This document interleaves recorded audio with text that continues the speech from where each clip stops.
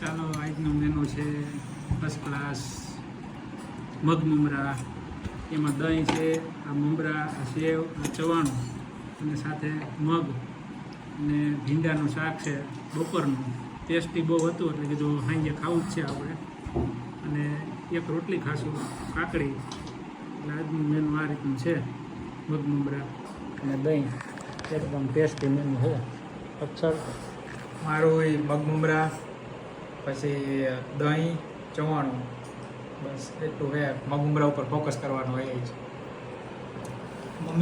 મમ્મીને આજે રોટલી અને ભીંડાનું શાક.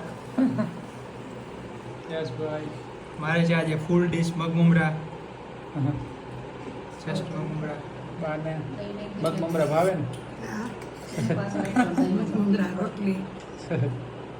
આ રીતનો મેનુ છે બધું આજનું.